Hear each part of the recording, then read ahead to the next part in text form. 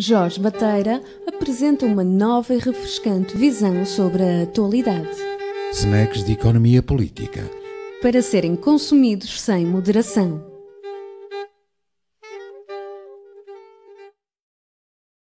Bem-vindos ao Snacks de Economia Política. Hoje falamos da França. O grande fracasso dos partidos políticos tradicionais em França tem a mesma causa da turbulência política em Itália.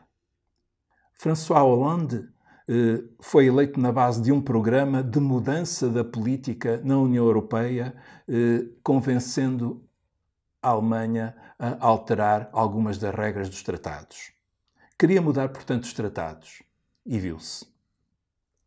A verdade é que as élites francesas não ficaram muito incomodadas com esse fracasso de François Hollande. É que, no fundo, as élites francesas sempre admiraram o modelo alemão. Há ali uma emulação que leva os franceses a olhar para a Alemanha com uma certa vontade de ser como eles. Sempre acharam que as reformas do mercado de trabalho na Alemanha foram a causa do sucesso do modelo alemão. Na realidade, foi só parcialmente por isso que a Alemanha passou a ser exportadora. A concertação entre patronato, sindicatos e comissões de trabalhadores teve mais importância do que essas reformas de precarização do mercado de trabalho e redução dos direitos sociais. Mas os franceses sempre censuraram os seus presidentes da República pela falta de coragem política. Por isso elegeram Macron, que soube unificar a oposição a Marine Le Pen e prometeu um novo futuro para a França e para a União Europeia. Macron prometeu que as coisas iriam ser diferentes com ele e com aquele espírito jovem e dinâmico convenceu os franceses de que o futuro seria bem melhor. Mas depois vieram as manifestações dos coletes amarelos e elas fizeram naufragar as ilusões quanto ao futuro brilhante que Macron propôs. O próprio futuro de Macron está posto em causa. A questão é sempre a mesma. Por que tanta revolta 20 anos depois de a União Económica e Monetária ter prometido a prosperidade ao continente europeu? Mais uma vez, os dados estatísticos são significativos. A taxa de crescimento da zona euro foi sistematicamente inferior à dos Estados Unidos da América e de países de fora da zona euro, como por exemplo a Suécia ou o Reino Unido. Isto foi assim, quer na preparação para o euro, quer durante o período do euro até à crise, quer depois da grande crise financeira. Portanto, a zona euro não cumpriu aquilo que foi prometido. No caso da França, o crescimento médio entre 1998 e 2002, na fase de instalação do euro, foi de 2,8%, quando em 2017 é apenas de 1,9%. Aliás, vários quadros estatísticos mostram isto de uma forma muito evidente. A zona euro não promoveu o crescimento que prometeu. No início, foi possível esconder um pouco os efeitos negativos do euro, porque a França entrou para o euro com uma taxa de conversão deliberadamente fraca, o que lhe garantiu alguma competitividade de preço durante algum tempo. Porém, à medida que os anos foram passando, a inflação superior à da Alemanha levou a França a perder competitividade. Mas nisto de inflação, a Alemanha é imbatível. A contenção salarial alemã, a inflação estrutural são sempre baixas. Ninguém consegue fazer melhor e, por isso, a relação qualidade-preço dos produtos alemães acaba por destruir, pouco a pouco, o tecido industrial da França. Como, aliás, aconteceu com o tecido industrial italiano.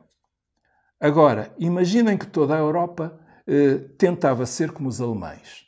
Imaginem que todos praticavam essa contenção ou esse esmagamento salarial por toda a Europa. Já imaginaram as consequências?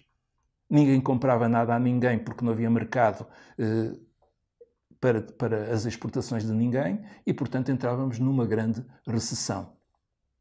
Evidentemente, o modelo alemão não pode ser reproduzido em todos os outros países da zona euro.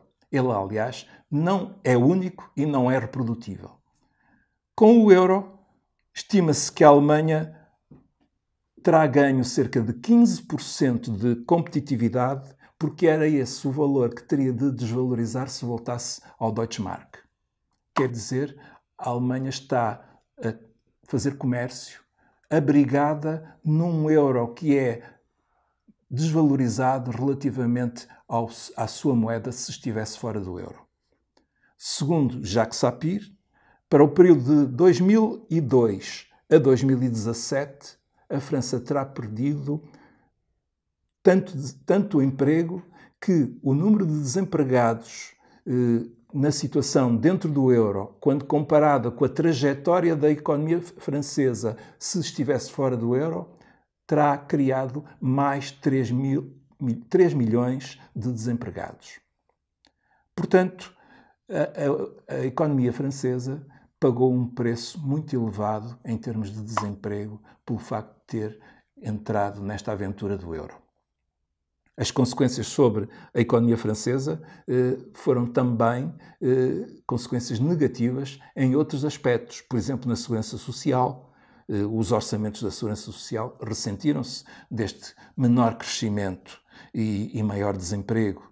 A precarização do trabalho, com as leis que foram sendo impostas em nome de uma maior flexibilização do trabalho, uma maior precarização, permitirão salários mais aceitáveis para o patronato e, portanto, vai haver maior emprego. E, de facto, algum emprego mais foi criado, mas um emprego precaríssimo e de baixos salários.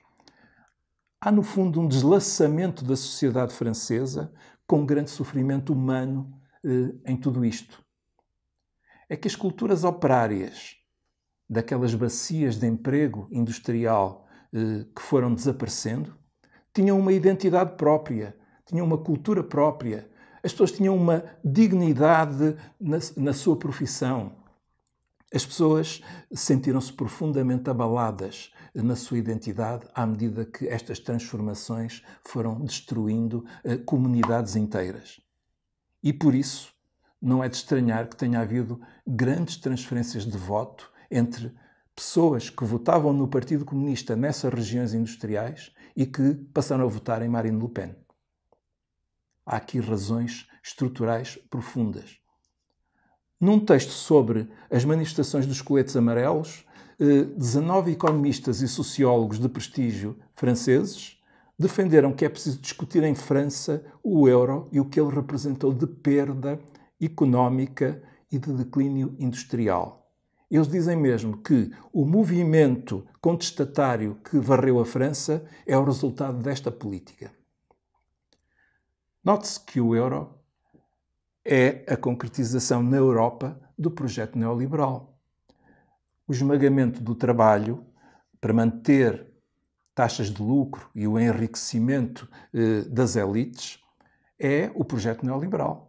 É disso que se trata. O euro e a globalização neoliberal na Europa fazem este processo. E sem ele não seria a sociedade que temos agora. Discutir isto e votar isto é neste momento impossível. Não podemos discutir e votar o euro. O euro foi feito para durar e, inclusivamente, nem sequer foi prevista uma cláusula nos tratados para que se pudesse sair do euro. Foi feito como uma armadilha, quem entrou não pode sair. Tal como a Itália, também na França, as elites viraram as costas à sorte dos de baixo. E estes fartaram-se e partiram muita coisa. É um povo em revolta que não tem nenhum projeto político concreto, mas uma coisa sabe, é que os de cima não querem saber deles. E é por isso que desertaram do voto ou dos partidos tradicionais.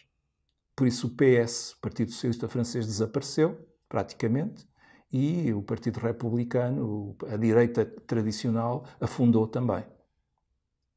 e como não lhes dá razão. Ao fim e ao cabo, Sarkozy, quando se candidatou, prometeu lutar contra os paraísos fiscais. E François Hollande, quando se candidatou, prometeu que o seu inimigo seria a finança. Imaginem.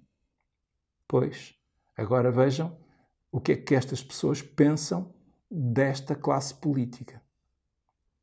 O que veio, na prática, em vez de promessas cumpridas, foi mais precarização, mais desemprego, menos alojamento, mais pobreza. Portanto, a sociedade francesa está cada vez mais americanizada. Quer dizer, os de cima mandam os filhos para as escolas privadas. Os de baixo criam guetos e comunidades identitárias de base étnica, cultural ou religiosa. Sociedade fraturada.